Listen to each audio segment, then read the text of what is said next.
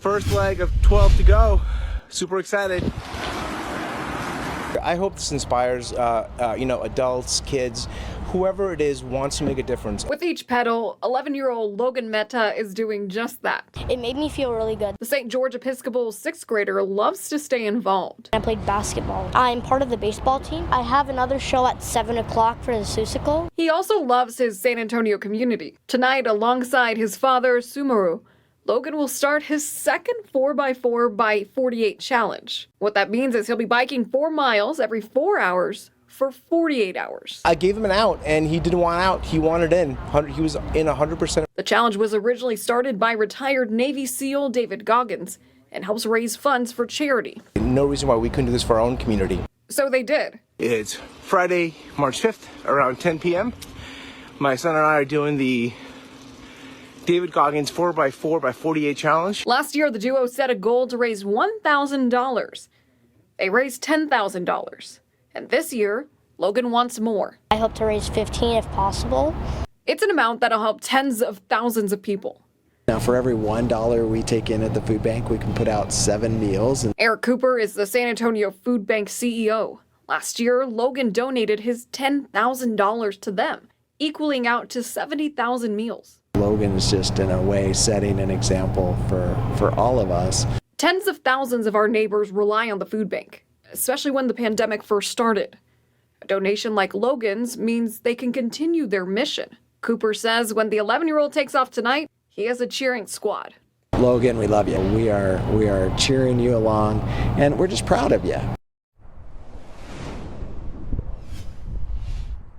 He's not the only one proud of Loghan. Take a look. He's got the whole cheering squad here ready to take off. Loghan is about to go and embark on the 4x4 by 48 challenge. His dad and his little brother and some family friends are going to be taking off. So guys, go ahead, take on off and start your challenge. Okay. Thank you. All right. Except that our taxes are increasing.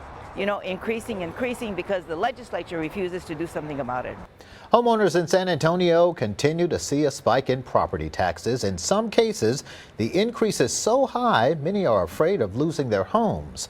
But there are efforts underway right now to make sure that doesn't happen. And News 4 San Antonio's Chelsea Torres went to a so-called property tax clinic. And Chelsea, how did that help worried homeowners?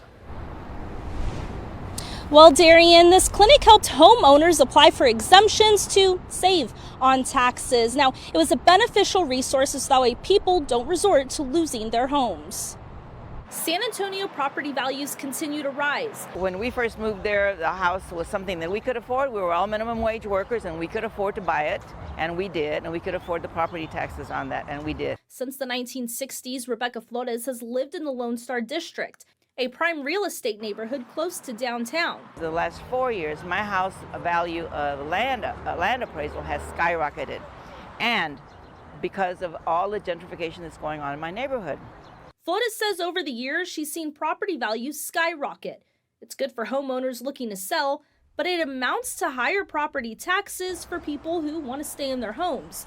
Flores says the growing number of Airbnbs in her neighborhood is also pushing property values up, and she's not happy about it. And so that has to be severely looked at because that adds to our property tax increase. Because of her age, Flores does have some exemptions, which helps lower the amount she's required to pay in taxes. They're exemptions other homeowners could also benefit from.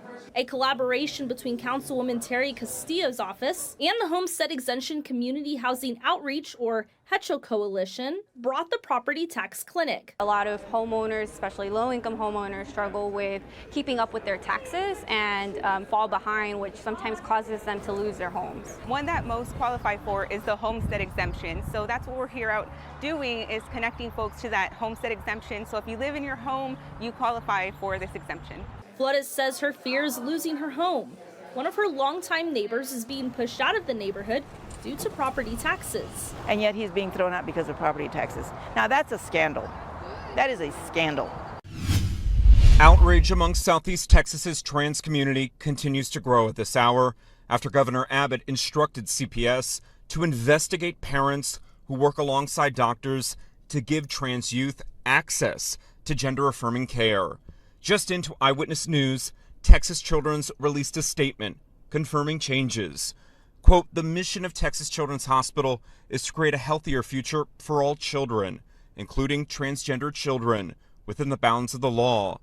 After assessing the Attorney General's and Governor's actions, Texas Children's Hospital paused hormone-related prescription therapies for gender-affirming services.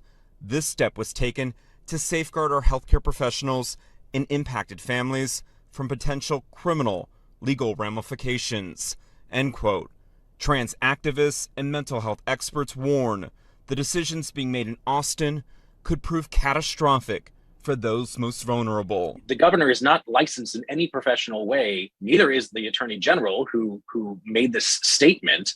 And it directly conflicts with every single professional organization who has affirmed transgender care as a medical necessity. And that's the most important piece of this, is that they are unilaterally making a decision that goes against every single professional organization. The people that have never had to think about their gender identity, that is such a privilege, because those of us that have had to think about it, the reason is because we don't fit in to the two boxes that society has given us, male or female.